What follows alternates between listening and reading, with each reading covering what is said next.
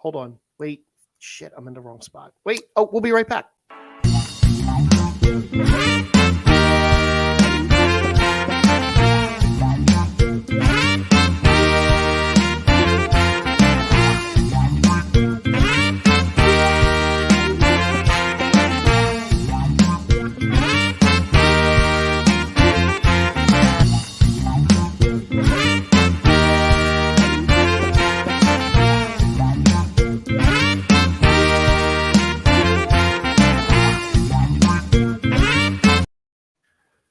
Hey.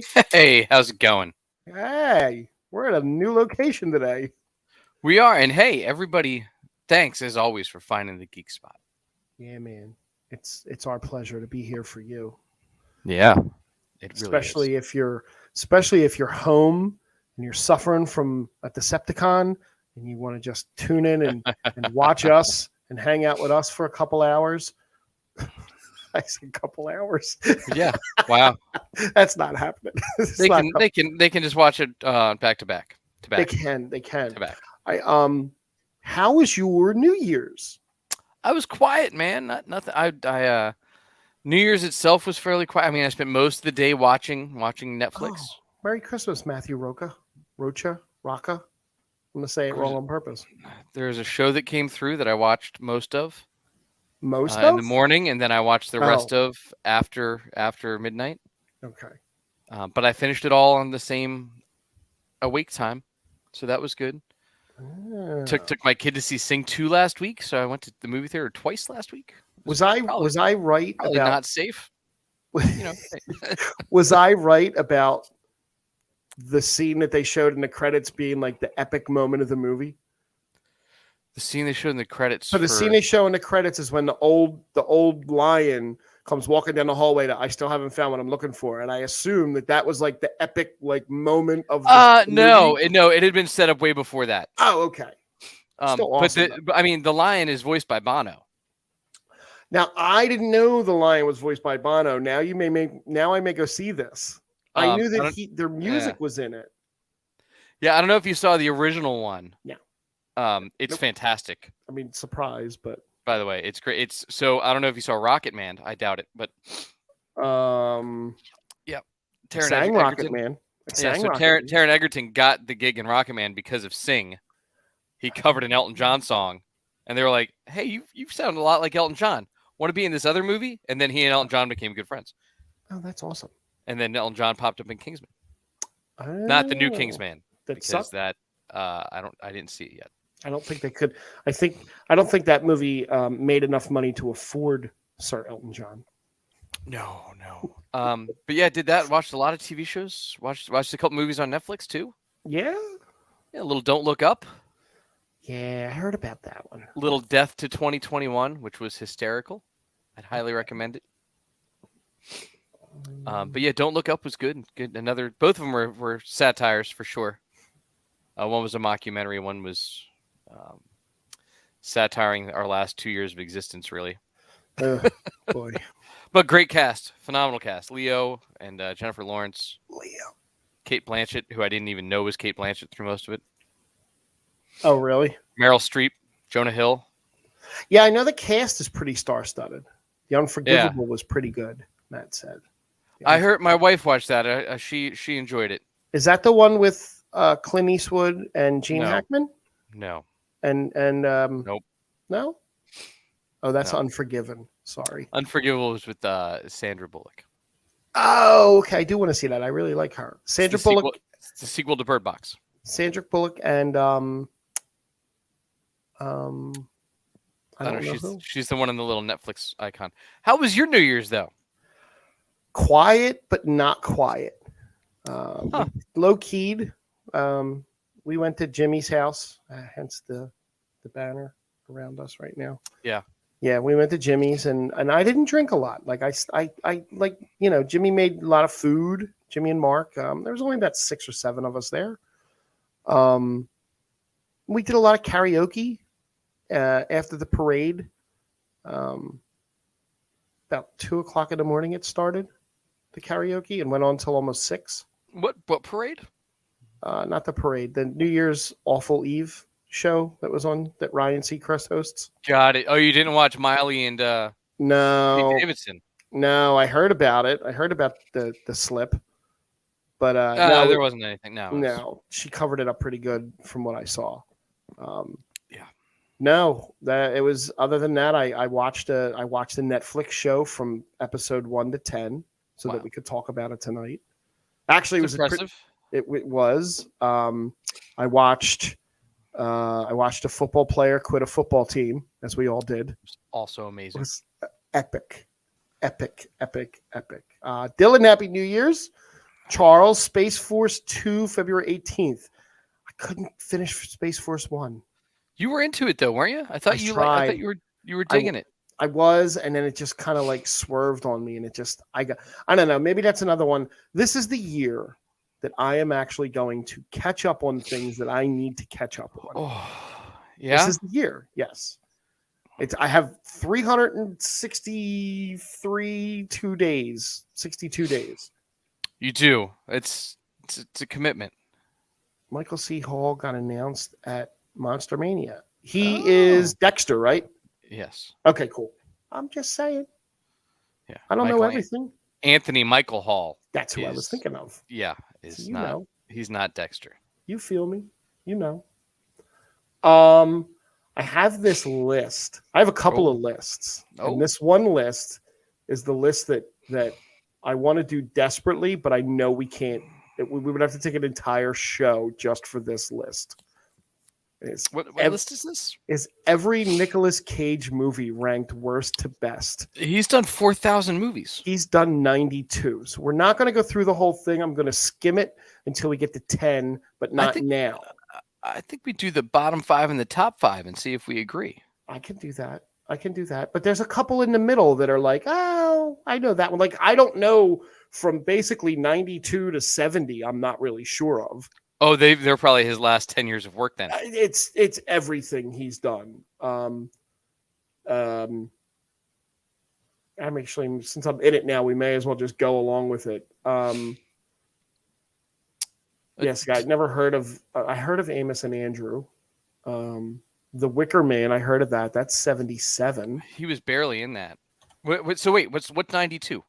92. We'll start there. 92. I'll give you the top. I'll give you the bottom 5, like you said. 92 is Deadfall. Okay, never heard of it. Has a 0% rating on Rotten Tomatoes. It's impressive. It's a Christopher Coppola movie. It was a 2017. Okay. Then was Left Behind as 91. Is a Vic Armstrong movie. Nope.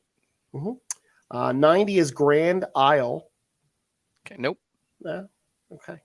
A young man named Buddy is charged with murder and must find a way to prove his innocence before it's too late. 2019. Sounds fascinating. Yep.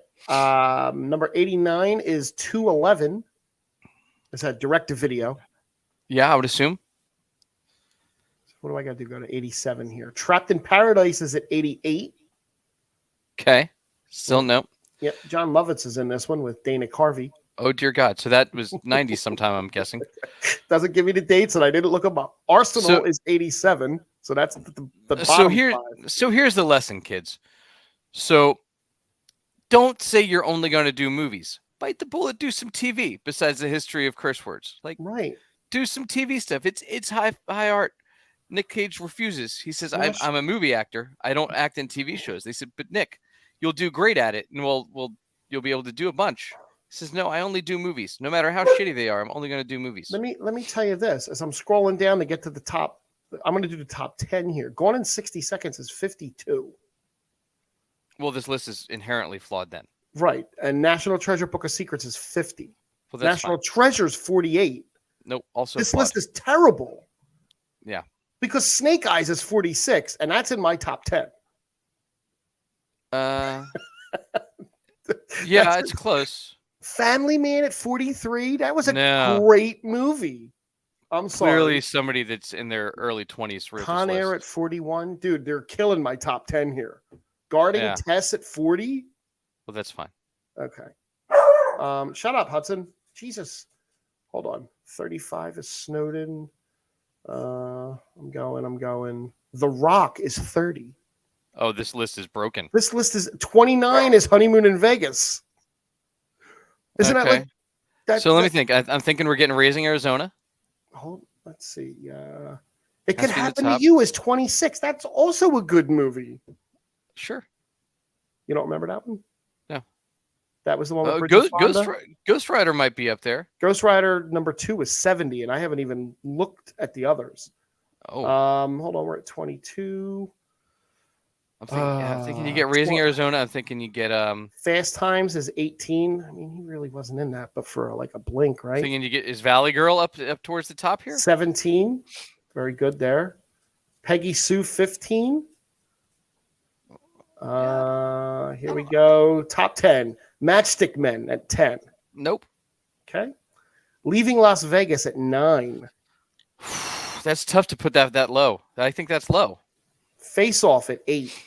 No. No, I mean, and you put Gone in 60 Seconds at 52? Right. Face Off is top 5. Nicolas Cage movie. No, I'll give you top 10. It's not top 5 for Nicolas Cage. Okay. Raising Arizona 7. Nope. That should be number like 2. Moonstruck 6. Yeah. I can't even think of what possibly could be number 1. It's not really a Nicolas Cage vehicle, though. I didn't look at this list beforehand, obviously, as I do. Adaptation 5. Okay, so they're going that Nicolas Cage. Red Rock West 4. Oh, that was good. Okay. 3, Spider-Man Into the Spider-Verse. That's not fair. But I guess that works. Yeah, I wouldn't. I'd consider it a top movie he was in, but not one of his top movies. How about Mandy at number 2? Don't know what it is. Panos Cosmatos' psychedelic horror film Mandy stars Cage as Red and Andrea Riseborough as the titular Mandy, with Linus Roche, Ned Dennehy. I don't know any of these people. No, it's all famous people's kids. And That's an cousins, 80s movie. Oh. And number 1, Pig. Okay, I heard good things about Pig. But the number 1 Nicolas Cage movie? It was on Obama's list of movies to watch from 2021. Fair point. Fair point. He was Spider-Man Noir.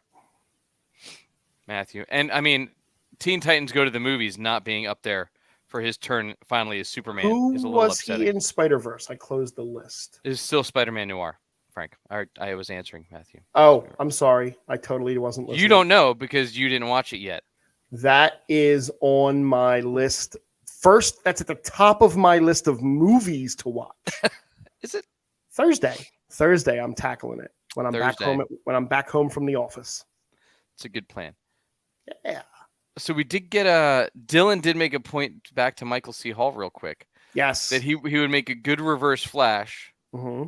I would agree. He would not make a good Reverse Flash to Ezra Miller, though. Nobody would make a good anything to Ezra Miller. I think if we ever got a proper Barry Allen, he would be a fantastic Eobard Thawne. The rumors that he's talking about, I wasn't actually going to pull them up, but there's rumors going around now. And the guy that spilled this rumor is actually the first person to spill the Spider-Man spoilers that was correct on this. This guy's, I forget his name. If anybody knows his name, they can throw it up in the chat and I'll shout it out. His rumor is that somebody has seen a cut of the Flash movie and they are basically erasing Henry Cavill, and Ben Affleck from the DCEU, and little by little, this movie is going to erase the DCEU from the Snyder version, basically. And they're going to replace it with the new Supergirl and new Batgirl and Shazam. It's not John Cena. But we've had confirmed in the new Batgirl that Michael Keaton is going to be there, along with J.K. Simmons is. Correct. Which, honestly, Keaton as Simmons is that could be a really good Commissioner Gordon Batman duo. Yeah. I like the guy personally, the Commissioner Gordon from the Keaton Batman. I don't know that he's still around. He might not be. I was browsing the internet and I came up with a couple of things. Okay. So remember, was it a couple weeks ago, back in November, I think, that Vin Diesel put this big plea out on Instagram about bringing The Rock back to the franchise, and he needs his little brother to come home. Yeah, and his kids miss him. put it all out there. Well, The Rock isn't too thrilled with that whole thing. It did take him a month and a half to respond. It did. But The Rock's busy. Hey, The Rock's busy, dude. He does everything. Yeah. He's ramping up a presidential run. You heard it here third. You heard it on the Young Rock TV show first? You heard it on the run. That's right. So Dwayne has expressed his beliefs that Diesel's latest plea is nothing more than manipulation on Vin Diesel's part. And he's not so happy that he brought the kids into things. He said that he has had private conversations in the past with Vin Diesel, and he cordially expressed his "I'm never coming back" views to him, and made him understand then this conversation took place in the past that he's never coming back, and he wishes them luck and he hopes it succeeds and he wants everyone to succeed, but that bridge is completely burnt. Yeah, look, he's got enough franchises that he doesn't need that one. He does. Which is easy enough to write him off screen. It's sad, but yeah, I want as somebody who hasn't watched any of them. Maybe 2022 will be my year to watch the Fast and Furious movies. I'll catch up to movies in general before you get to that. You think so? I have to finish Letterkenny. I have to start that. So see? Yeah, so I'm finished. I'm working through Letterkenny. I'm in season 5 now. This was something that I don't even know why it was news, but Ice Cube recently tweeted about see, The Rock is turning his back on family. That's fucked up, man. Chris Tucker was actually supposed to be in Next Friday. So remember Friday? Yeah. Back in 95, I think it was. Yep. And then they did Next Friday, but there's no Smokey. Chris Tucker didn't right. come back, and everybody assumed that he was mad about something or whatever. I thought he was doing Rush Hour movies, wasn't he? No. What happened was they were ready to pay him between $10 and $12 million to come back. Then in 2000 was when Next Friday was released. Chris Tucker turned them down for religious reasons. He no longer wanted to smoke weed or cuss on camera anymore. I don't know why this is news now, but I don't know that Chris Tucker's done much since then. Yep, he made enough money off of Rush Hour that he could afford to say no. Yeah, and Fifth Element. And Fifth Element, yeah. How about a couple of the biggest box office bombs of 2021? Weren't they all? No, but Dear Evan Hansen was. Oh. Well, look, did you see you see the ads for Dear Evan Hansen? I remember it vaguely. I like the kid. The kid got famous 15 years ago for playing him in the theater. Mm-hmm. It's easier to come across as a kid 15 years later in the theater than on the screen. Granted, it is this is still the COVID stuff coming through the box office for this year, but that movie lost between $8 and $9 million in its theatrical run. Yeah, that's actually not bad. No, that could have lost a lot more. No, In the Heights. Yeah, that was a Lin-Manuel Miranda movie. Yeah, made back $43.9 million of its $55 million budget. Also not bad. I mean, no, but that simultaneously released on so theaters and HBO. We do notice what the what's going on here, right? Is that these are both musicals. Yes, so far. Suicide Squad actually lost $17.6 million. That was lost, but how much did it gross? It was a $185 million budget, so it grossed 170 something. Okay, not bad. Not bad. I mean, not $1 billion like Spider-Man just did, but that also was at the height of COVID when it released. Correct. And it released on HBO Max. Yep. And same. I watched it on HBO Max. King Richard lost about 50. It only cost $50 million to make, but amassed 26.2 back. Lost $23.8 million. But again, that whole $23.8 million went to Willie Smith's salary, so I'm sure. Probably, yes. You know. The Many Saints of Newark, which I shockingly still haven't seen yet. I'm not surprised. No. Another also on HBO Max, though. Correct. Another double, and that lost $37 million. Wasn't Into the Heights also a dual release? It was, right? Yeah. So far, they all pretty much have. Reminiscence. There's a Nope. Hugh Jackson movie. Oh, that looked awesome, but Set a record for worst film debut of all time and lost between $38 and $52 million. yeah, it looked like an awesome concept. Yeah. But it was something where I was like, oh, that's something that I'll watch someday late at night on like a Friday or Saturday. Yep. And then here's one that I actually was looking forward to seeing, and I never went to see, partially because of COVID and partially because of lazy. Snake Eyes lost between $47 and $69 million. That's also not a surprise. No. Released during the height, and I think just theatrical, right? I believe they tried. Yeah, they tried just theatrical with that. And not got banged up in reviews from the get-go. Yep. West Side Story. Ooh. Lost $63 million of its $100 million budget. Yeah, it's not done losing money yet either. So nope. I'm almost done with this one. The Last Duel. Hey, there you go, Dylan. That was the Ridley Scott one. Yep. That lost $69.5 million. I wonder how much of that's in set and production costs and how much of that's in salaries to actors. I mean, that had a pretty good cast, right? That had Adam Driver and Matt Damon for two. And Ben Affleck. And that's right. He's like the king or something, and isn't he? Jodie Comer. From the video game movie. From the Ryan Reynolds. She was in the Ryan Reynolds movie. She's also in Killing Eve, which is another show you need to add to your list. Yes, Killing Eve. That's the one I was thinking of. Chaos Walking. Oof. Ooh, that's the Daisy Ridley Tom Holland movie. Did that get released? $73 million loss. I didn't even know that went out in the theaters. Yep. Chaos Walking was actually the biggest bomb of 2021. That tracks. Yeah, that's a lot. That's a huge tank.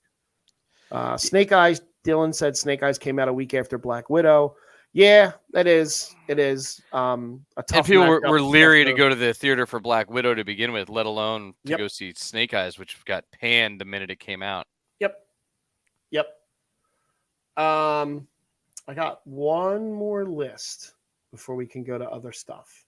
This one's a good list. This is the best TV shows of 2021 as per denofgeek.com. Okay. All right. Geek's questionable. It is. I was trying to find a good one, and this was the one I settled on that wasn't a list of 100 shows. 25 is a lot of shows to go through. Yeah.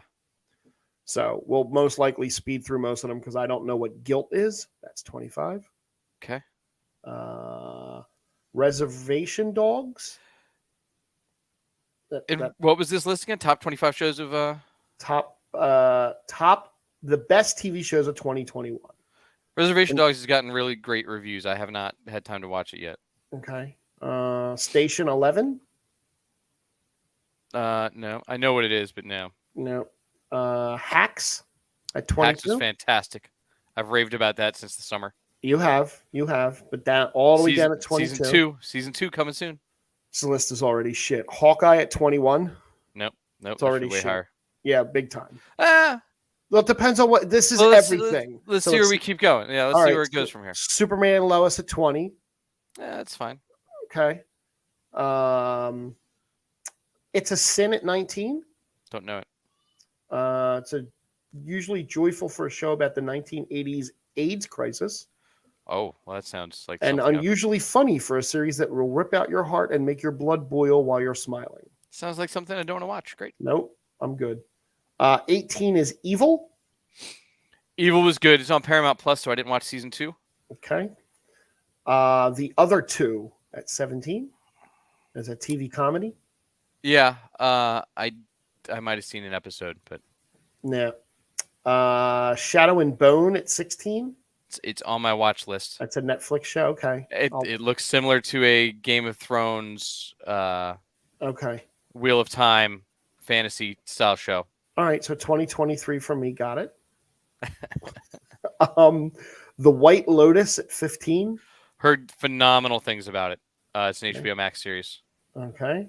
Only Murders in the Building. You mentioned was- this, and somebody else really wanted me to watch this. It's good. It's very funny. Yeah, it's Steve Martin Steve Short, Martin and and Martin Selena Short. Gomez. and Tina Fey and Nathan Lane and Yeah. Jane Lynch. It's about making a podcast, Frank. Oh, There's a murder in the building, and they decided to make a podcast to try and solve the murder. that sounds absolutely fantastic. I did not know that. At 13 is I Think You Should Leave. Nope. Sketch comedy series. Nope. Okay, cool. 12, Dickinson. Dickinson ranked higher than Hawkeye. Huh. Yeah. Well, it's over though. They did a 3-season in and did. out. Yep. And so that would have been on the 3rd season. I'm sure it was good. It's on my list, sort of. You know. I mean, she's in a lot of stuff in this year. Number 11, Legends of Tomorrow. I'll not this season, but I'll. This is the picture that they're using is them at the bowling alley. So I'm assuming this will be. Yeah, so it was that season. No. I mean that season was good. There was some weak points in it, but overall that season was pretty good. I don't agree with number 10, Loki. I don't agree with that as a top. No, that's like top 24. 10? No, Yeah. not above Hawkeye. No. Number 9 is an actual documentary I do want to watch, considering I blast the Beatles all the time, but the Beatles Get Back is at number 9. I heard it was I'd put that fantastic. there. I heard that everybody, Pat Gallagher. It's a commitment. Yep. It's 9 hours. It's definitely a commitment, but it was very good. Number 8, Invincible. I'll take that. Yeah. That's great. I'd go at least 8. Let's see what's left. What We Do in Shadows, number 7. It's on like season 3. I've heard it's fantastic. I have to get in the right mindset to dive into that one. Okay. 6, Ted Lasso. I would put that higher. Oh yeah, Personally. 6 is way too low. That's top 3 for me. Because that means probably Falcon and the Winter Soldier is above that. Mayor of Easttown at 5. It was good, but it wasn't better than most of these. Mayor of Easttown was a very good show. It was not better than Ted Lasso. This number 4 show is actually up on my list of what I want to watch next for a more serious show. No, it really is Succession. I actually really want to watch Succession. Which was barely on in 2021. Like this it came at the very tail end, even around the same time as Hawkeye. 3, Midnight Mass. It's on my list. I'm trying to watch those in order. I watched The House on Haunting Hill, then I got to watch The Haunting of Bly Manor. You know who's in Midnight Mass from this picture?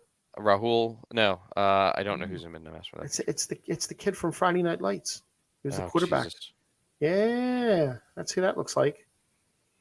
Looks like Matt Saracen. Oh, look at that. Midnight Mass was great. Dylan says number 2, Squid Game. I still refuse to watch it. Okay. I refuse to watch it. I don't know. From On principle, man. On New Year's, my wife and her friends did something with a cookie and a pin. I don't know. I know. I see it all over the place. I don't want to know. I feel like nobody won. Number 1 is the Reader's Choice. That's what it says. WandaVision. Yeah. Is the No, number 1 show? definitely not.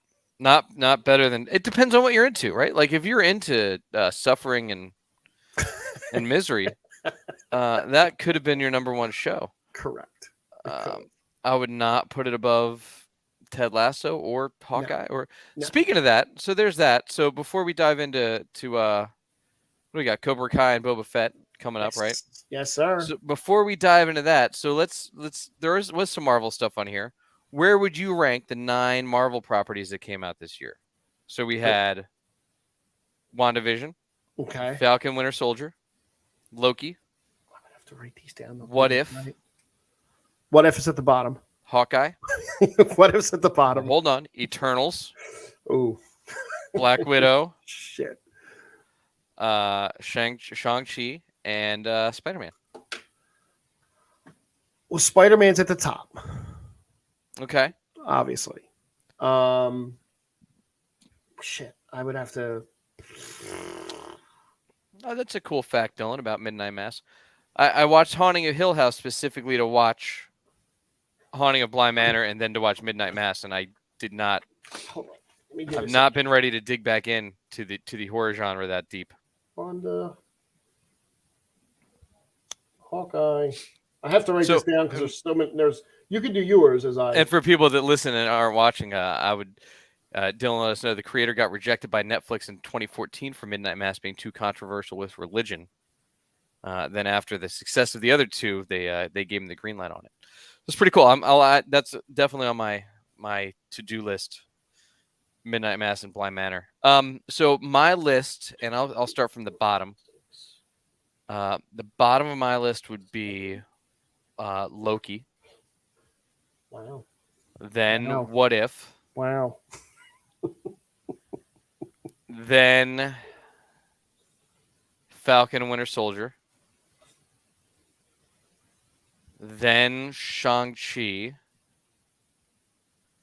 Then WandaVision. Then Eternals.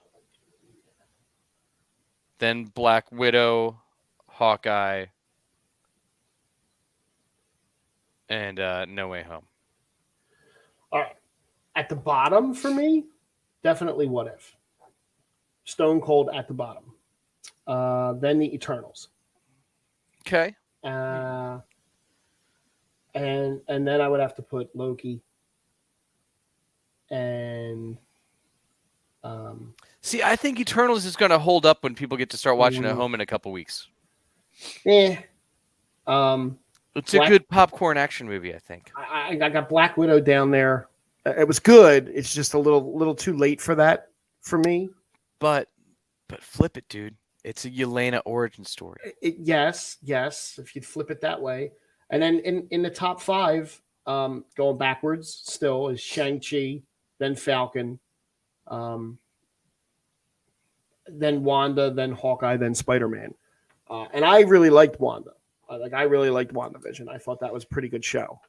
I still have hope that they're going to sneak an engineer in another show somewhere. They did. He was on the show, or she was on the show. It was a chick, see? But yeah, I definitely have What If and Loki and Eternals straddling the bottom there for me. Black Widow can kind of float. I have to see that again.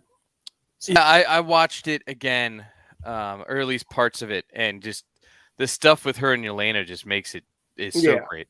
And then seeing her again in Hawkeye really, really made me remember how much I appreciated that movie.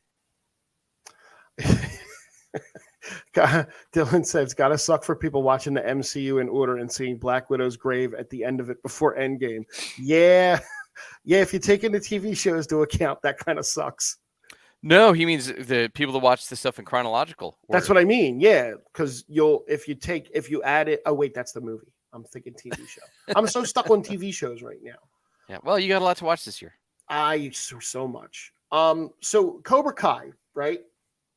Obviously, there's going to be some spoilers for Cobra Kai. Let's do Boba first, because there's only one episode people had to watch of that. Okay, I could do Boba first. And then we can flip to Cobra Kai, because not everybody may have had the 5 hours free to watch it.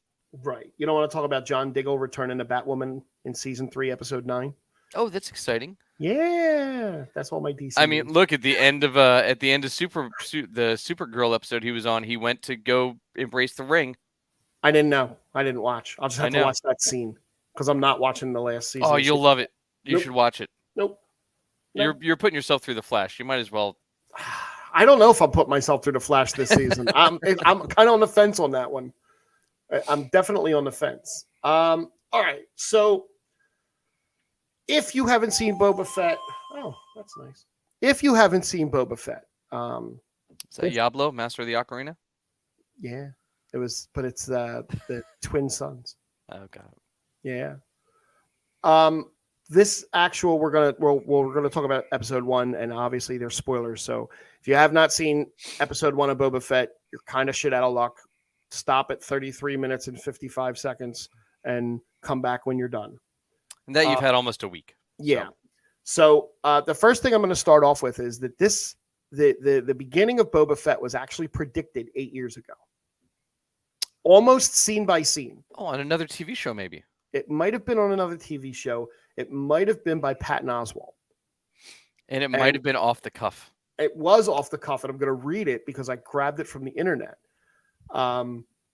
So in the episode, in the Parks and Rec episode, he was creating a filibuster, Patton Oswalt's character. And his filibuster was absolutely breathtakingly awesome. And it was all off the cuff. They literally just put the camera on and let him go. If you want to look it up, I would search YouTube for the Patton Oswalt Parks and Rec scene. It'll come up. It's like about 6 or 7 minutes long, I think. But this little snippet that he says, he pitches the usual Star Wars logo, the opening crawl, before his version opens on Boba Fett and the twin desert sons of Tatooine. We pan down from the twin sons of Tatooine. We are now close to the mouth of the Sarlacc pit. After a beat, the gloved Mandalorian armor gauntlet of Boba Fett grabs onto the sand outside the Sarlacc pit, and the feared bounty hunter pulls himself from the maw of the sand beast. That's the opening of his filibuster. That was almost the exact opening of Boba Fett, which he made up off the cuff and is a Star Wars fan, but not a huge Star Wars fan. So he actually crammed everything he could think of from Star Wars into said filibuster. Yep, it actually is really, really fun to watch. It's good. If Good you have episode a couple too. Minutes. Right.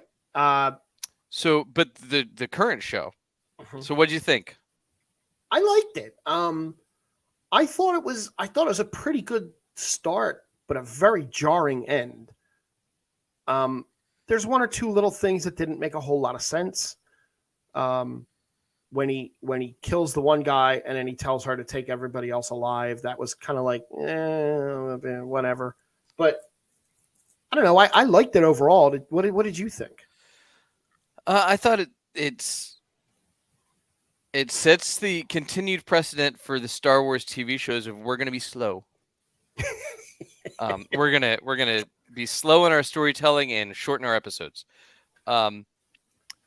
which I was okay with, because I thought they did actually get some good information here. But it was basically just a recap, and it's the thing is they have to take into consideration, which they usually don't, which I appreciate them doing here, that people didn't watch Clone Wars.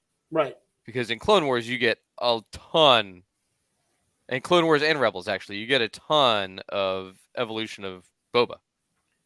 Yes. Which, if you didn't watch those, this show kind of brings you a little bit up to speed with what happened to him after the fact. And I do like the dynamic that they're setting up between him and Fennec Shand. Same. And as Dylan said in the chat, the Tusken Raider staff makes a lot more sense that he had in The Mandalorian now. That's good continuity. Yeah. And the bits with him getting out of the Sarlacc pit, that tracked. Right. I don't know how fast it was. And it's I didn't realize that all of the scars that he has seem to be from the sun. Yeah. That's a little weird. But I mean, he was out there for God knows how long, burning in the sun. Right. Over and over and over again. But I also don't know if I like this crutch of the healing tank that they're already setting up. Every little thing he has to go back for it. Right. Or the fact that his Boba Fett armor seems still a little tight in a lot of places. Oh, compared to what I remember from the original. Well, he's a little older. No, but even when they did the flashbacks, I was like, I don't remember riding up the chest quite that far. But he also never wore it. He wore it as Jango Fett was all. Correct. One of the things I didn't understand after I read into it, and then, I looked for the Easter eggs and all that crap. What I don't pick up on my own was on the back of his chair, all the writing that's there. That's Sith writing, and I texted you this, and your response was just more of a huh. If you decipher the old Sith language, it really just reads Boba Fett, which kind of makes no sense to have that old ass writing on that chair that he inherited from Bib Fortuna, who took it from Jabba. So you're gonna tell me all this time that's only just said Boba Fett on the back? That's a weird retcon. Yeah, well, and it wouldn't have. No, because he was a little kid. Mm-hmm. Well, maybe. I mean, no, he was, because we established in those same shows. Yep. Jabba was in Rebels. Yep. And Boba Fett was not in charge of that.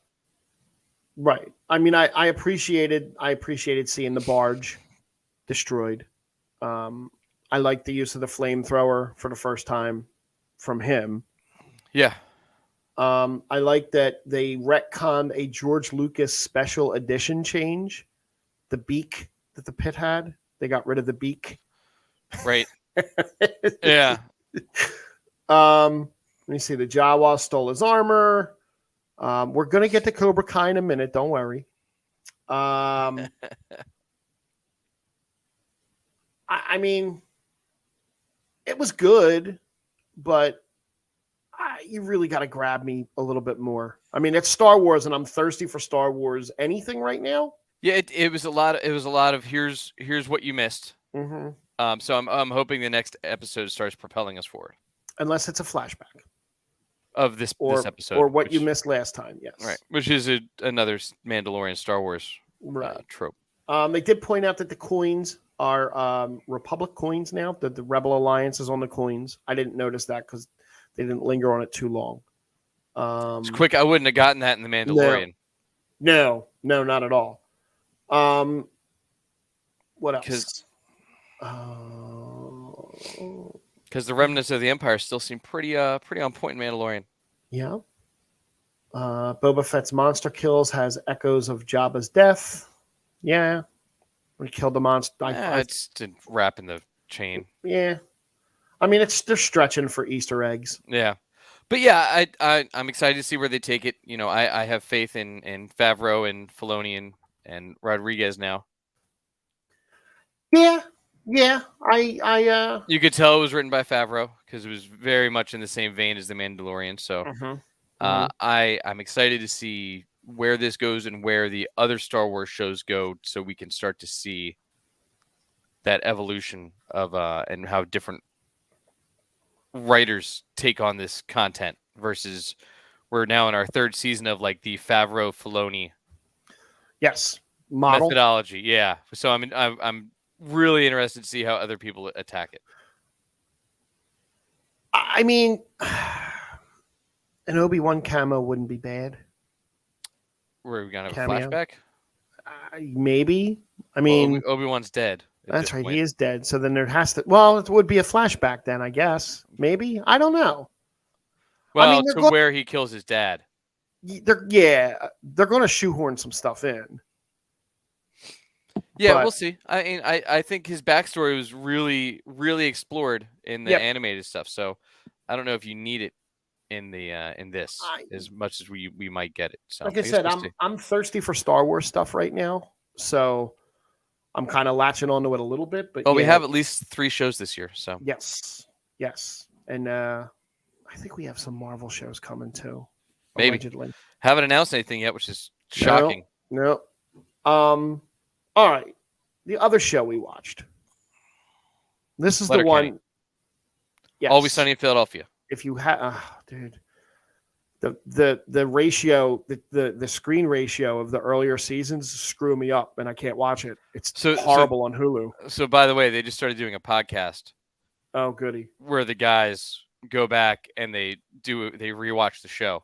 Oh, okay. And they're even like, God bless anyone that made it through the first 2 seasons with us because they were awful. Yeah. I'm on season 3, and it's the aspect ratio that's kind of screwed up on Hulu, and I just. But like 3 into 4, they're like, we figured it out around season 3 or 4. They're like, but even the first episode, they asked it to be shot like it was on a handheld camera. Oh my god. So at the 44-minute mark of this podcast, if you have not seen Cobra Kai season 4, right? Season 4. Yep. If you have not seen all of season 4, you want to jump out. And then jump back in after you watch it, because we're about to spoil the shit out of it. We are. And we got Dom that stopped by, our guest from a few weeks ago. Yes, Dom watched it twice through, on top of watching Spider-Man 97 times already. What did you think of Cobra Kai? I didn't expect to end up enjoying this season as much as I did. I was watching it out of, commitment to being a 40-year almost Karate Kid fan. Yeah. But it finally came around at the end. It pulled it in about halfway through. I was like, I don't know if it's going to do it. But they leaned into the Johnny Danny storyline, and it worked out. I really like what they did with Terry Silver in this. I think they took what could have been an amazing character in 3 and really made him a good character in Karate Kid 3, and really made him a good character in this season of Cobra Kai. But I was out on him until the very end. I was like, all right, they're going this way. All right, whatever. And then, but now, but I appreciated that there was only one, maybe 2 scenes where I would have been like, well, they would have just been arrested and this show would have been over. There was a lot of those last season. Season 3 was chock full of like, no, that kid's parents would have called the cops and the other kid would have gone to jail. Right. Because he's one of the rich kids. Right. There was only 2 of those this season, which was much better. Right. Than past seasons. One of the things I really enjoyed about it was that it wasn't, they didn't give you the win where you thought they were going to give you the win. They gave you the wins in a tournament where you didn't expect them to give you the wins. Because the way the tournament went, I thought it would be a reverse. I thought that Sam would have won for the girls to keep the LaRussos up there, and that Robbie would have won for Cobra Kai because he's, because Hawk was so underutilized the whole entire season. I'm sorry. He see, I don't think that he was. I think they did really great work in the background with him. Yeah. Where there was a lot going on with him, but they didn't make it the focal point. Right. But they moved his story along really as much as anybody's. Sam's still kind of a bitch. So like I still can't root for her. I still can't root for her. Not at all. I don't like the character. Dom says he likes the layers on the show, Miguel bonding with Daniel, Sam bonding with Johnny. I enjoyed that because it paid off in the end with the tournament. The whole unspoken Kree Silver rivalry was fun to see, that Dylan said. I didn't think they were going to go that way at the end with that. I didn't think that I thought it was going to be the way they were leading you to believe it was, is that he beats this guy up, and I kept waiting for the cops to come in the tournament and arrest him. And then you remember back to Karate Kid 3 and what just an evil human being the guy is, and you're like, oh, he still is that bad. Yes, just minus the cocaine. And it's a great line. And we'll see, because I wonder if they're going to start turning Kreese back around, give him a redemption arc. So here's, where did I have that? Where did I write this?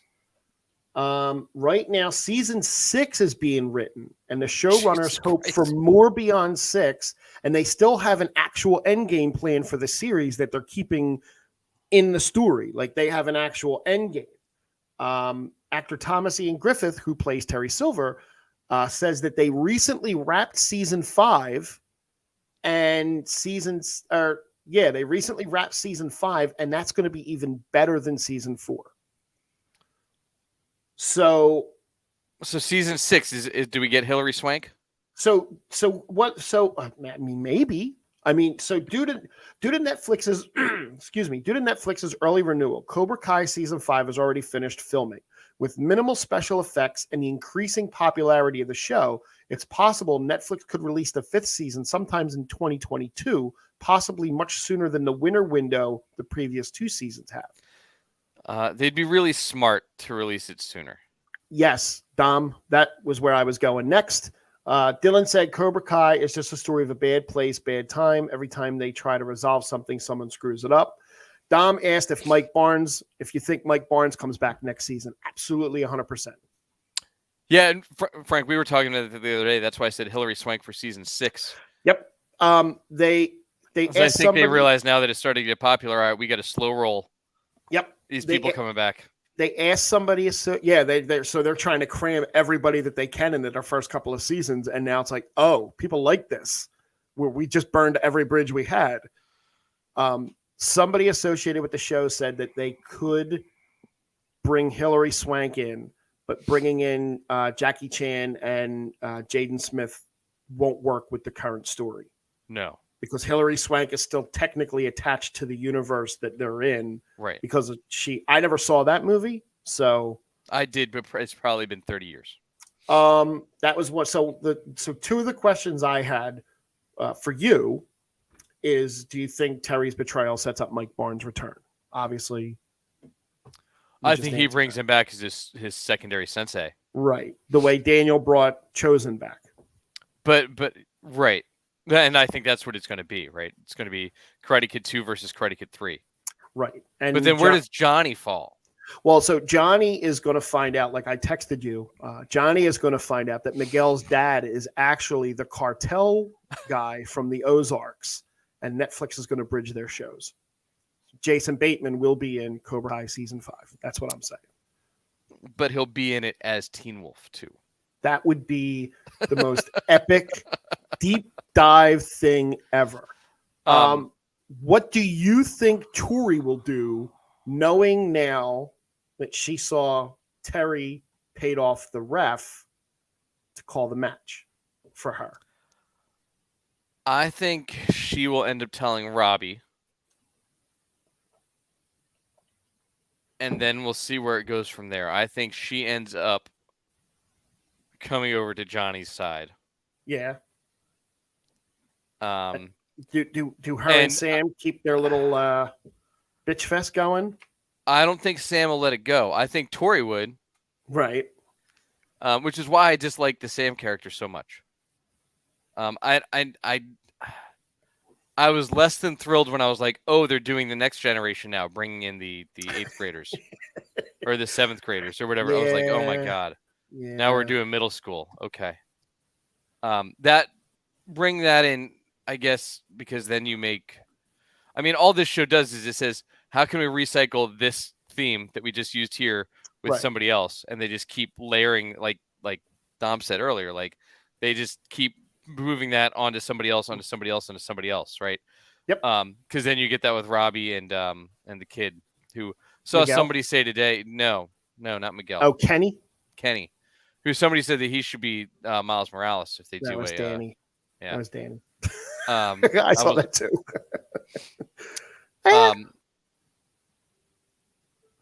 I think Tori tried to let it go last season too a few times. She did a little bit. Sam just won't. Nope. No, because she's a spoiled little rich bitch. But yeah, so I don't know that I care about seeing what a horrible set of parents the LaRussos are. I kind of already knew that. Yeah. With the one kid, I was like, all right, so the kid lost some weight and sprouted up, so they decided to write him into the story. That's cool. And they made him a bully. Yeah, but he doesn't realize he's a bully, and now he's definitely going to be a bully, and he's probably going to go to Johnny. Did you think when they showed this scene where the cars were all clean, did you think he actually was like going to fall in and like they were just going to go the route that no, I didn't either. No, I didn't think that either. Overall, I enjoyed it. I mean, I thought, yeah, they're definitely recycling the same story over and over and over again. The Anthony storyline, which LaRusso. Oh yeah. I didn't need that at all. That was unnecessary. That's setting up like season 10, in my opinion. Like, all right. But I think as the cast gets younger, the acting can only get better. You would hope. Look, so my wife watched with me. Was like, "This is awful." I said, "I know, but isn't it great?" So have her watch Karate Kid 3 and then tell me what awful is. Oh, she did. Yeah. Oh, good. I did enjoy the Daniel Johnny fight. That was fun.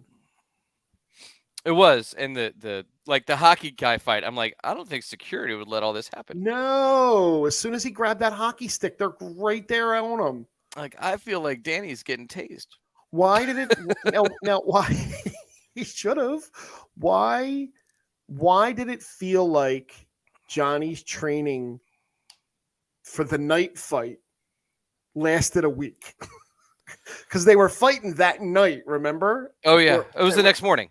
It was the next, and it felt like his training lasted forever. But I dug it because they went all in with the Rocky like thing, and yeah, I can't tell. I don't remember when they broke into the house. Was that like after homecoming? I don't remember. Because I feel like that was another dance, wasn't it?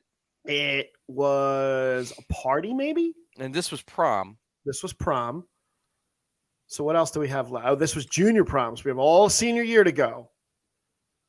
Who is better at the other style? Johnny doing Miyagi-Do or Daniel doing Eagle Fang? I think Johnny's a better. Well, Johnny's way more of a badass. I think Johnny's way. Yeah, I think Johnny's better at Johnny at both styles. I can't root for Daniel. I just find like you rooted for him in the movies, but then like as the years go, time went on, you realize that he's the bad guy. He really is, and his family, like his wife's cool. He's an asshole. Like he's just Daniel LaRusso is an asshole. Period. Yeah, he's really hard to root for. Like he and his daughter, I've no interest in rooting for either one of them. I'll root for Johnny. Or his kid. Miguel, I'm back and forth as to if I root for. Well, no, not Miguel. I mean Anthony, Sam, and Daniel. Yeah. They can all go. They're all horrible. Go back to Okinawa and stay there. But ever since that viral YouTube video dropped years ago, I've always seen Daniel as the villain. Yes. Was that the one from How I Met Your Mother? I think so. Or is there another one? Because How I Met Your Mother is how I first heard that when that was how I first heard, and then I think somebody made a video about it, or maybe it was both at the same time. And Billy Zabka came on How I Met Your Mother and was like, "Yeah, I was totally the hero." Yeah. And I guess that's it for Elizabeth Shue, like one and done. Yeah, she doesn't. I mean, she didn't need it. No, not really. Before she did The Boys. Maybe she'll come back on CSI Vegas. Got picked up for season 2. I already made the commitment during season 1 that if they didn't bring back Grissom, that I would not watch season 2. And Grissom has already said he's not coming back. So, oh well. They tried to introduce a whole new cast that was not intriguing to watch at all. No, I never got into the CSIs or the Law and Orders, or I never got into any. I just got into the original CSI. Okay, I enjoyed the original one. The only the last 2 quick little things that are no spoilerish. James Gunn on Twitter, when asked, this is funny, when asked on Twitter on January 2nd to describe the Guardians of the Galaxy Volume 3 trailer in 2022 in one word, he replied, non-existent. So expect no Guardians of the Galaxy Volume 3 trailer at all this year. That doesn't surprise me. No. He waited how long in the Suicide Squad stuff? He waited down to the last minute. Well, we had the stuff during Fandom, right? Yep. But that was a year after he finished filming 2 years before it came out. I'm sorry, I'm looking up what Dylan just asked. So the boys finished filming in September. Yeah, but that looks like a clickbaity kind of title. What? That it didn't necessarily get moved, but that just they like to say, "Hey, this isn't coming out this month." Right. So they're expected to arrive early to mid 2022. Jimmy, the Suicide Squad movie, which one? The new one wasn't terrible, but at least it didn't have that awful joke in it. Look, they killed Pete Davidson, which is a plus to any movie in my book. Spider-Man: No Way Home, in just 12 days, No Way Home surpassed the entire Rise of Skywalker domestic box office run in a pandemic. Yeah. Well, most of that was Dom. A lot of that was Dom, yes. Peacemaker comes out next week, and James Gunn said that there is an after-credit scene after every Peacemaker episode. Yeah, that's exciting. Yes, I'm looking forward to that. Yeah, which I mean, that's half the reason Suicide Squad wasn't horrible, is that you got him. I mean, the scene where they're going through the camp with him and Bloodsport keeping score, and then you find out that they were the good guys. Right. That was hilarious. Like, that was really, like, laugh out loud. I like to take credit for that No Way Home box office. You definitely do. And last thing, I know we were ranking shows earlier, the Marvel shows. Yeah. Screen Rant did their ranking, pretty close to mine. Yeah. What If at 5, Falcon and Winter Soldier at 4, The only issue I have is they have Hawkeye at 3, Loki at 2, and Wanda at 1. Did people watch a different Loki show than me? I think so. I mean, I'm pretty negative, but like, but that show sucked. Oh, that's right. We also forgot about the Batman trailer that came out last week that we didn't talk about. Did you watch it last week? I loved it. I am so excited for this Batman. I need no more trailers for this movie. I just need the movie to come out. And I think that's May, if I'm right. I think it's sooner than that. I feel like Batman's February. We get Morbius in like March 2 weeks. 4th. How about March? Which I am stoked for Morbius. I know you don't care. You're not in the horror stuff, but I think it January 28th. I think it looks super fun. March 4th is when the Batman comes out. All right. And then we just have another 17 months to wait for The Flash. That's November 4th. That's fine. It cannot come out. I'll be fine.